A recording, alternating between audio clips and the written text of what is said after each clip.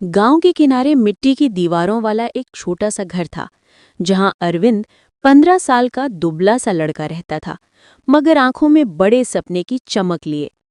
उनके पिता मिथ्या गांव के मूल अभिलेख थे और मां के घर में सिया रियान ने बहुत मदद की थी। अरविंद का बचपन गरीबी के बीच बीता, मगर उसने कभी शिकायत नहीं की।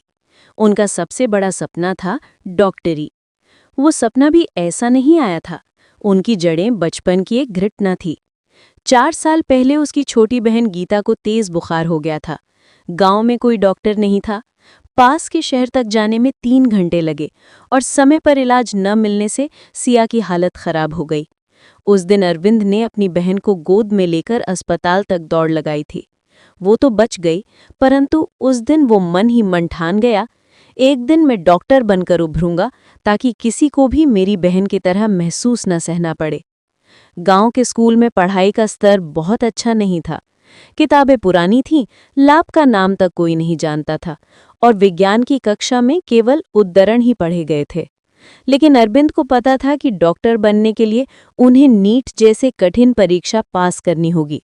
वो स्कूल के बाद पास के गोदाम की लाइब्रेरी में चला गया, जहां पुरानी चिकित्सा की किताबें और इंटरनेट पर उसका सपना था। लेकिन एक दोस्त के मोबाइल से मेडिकल टॉपिक्स के वीडियो देखें।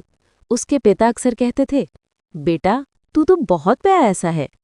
अमेरिकी रसायन विज्ञान की फीस क्या है?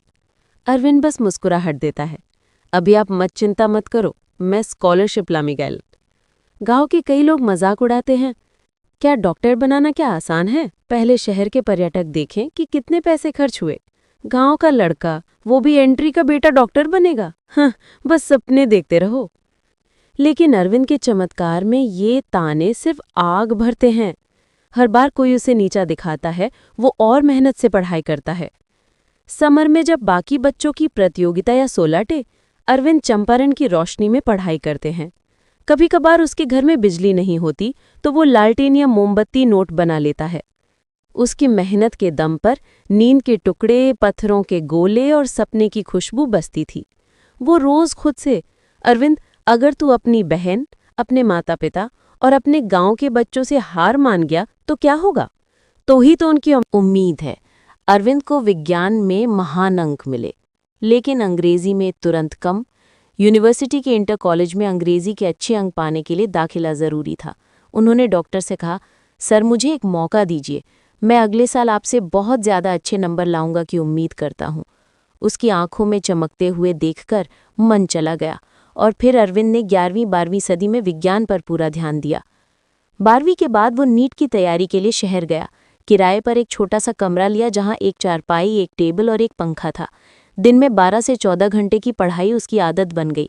कई बार खाने के पैसे नहीं होते तो वो बस पानी पीकर सो जाता। लेकिन वो जानता था कि भूख असली दुश्मन नहीं है, हार मान ले असली दुश्मन।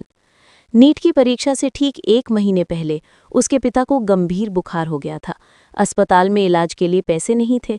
अरविंद ने अपनी पढ़ाई का समय पार्ट टाइम जॉब करना शुरू कर दिया ताकि इलाज का खर्च निकल सके। उसके दोस्त ने कहा, यार ऐसे में तू तैयारी कैसे करेगा? अरविंद बस बोला, पढ़ाई भी पढ़ेंगे और इलाज का तरीका भी। डॉक्टर बनने का सपना सिर्फ मेरा नहीं है, ये मेरे पूरे परिवार का सपना है। नीट का दिन आया। उसने बस में यात्रा के लिए केंद्र तक जाने के लिए परीक्षा दी।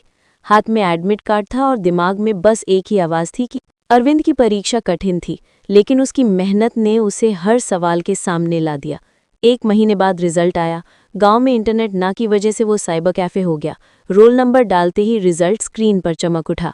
अरविंद ने ऑल इंडिया में टॉप 500 में जगह बनाई थी।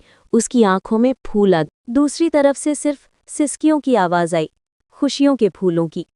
स्कॉलरशिप के अफोर्डेबल मनी से अरविंद ने मेडिकल कॉलेज में दाखिला लिया। पहले दिन उसने पायल में कदम रखा और मन ही मन कहा, एक दिन मैं अपने गांव में एक अस्पताल खोलूंगा ताकि कोई बच्चा मेरी बहन की तरह दर्द में ना रहे। बाद में डॉक्टर अरविंद अपने गांव लौट आए। अब गांव के बीच एक सफ़ेद रंग का छोटा सा अस्पताल था, जिसके ऊपर बड़ा सा कार्ड लिखा था, सिया मेमोरियल हॉस्पिटल। वो मुस्कुराकर बोला, मैं बन गया डॉक्टर। ये वादा मैंने खुद से किया था और आज मैंने पूरा कर लिया।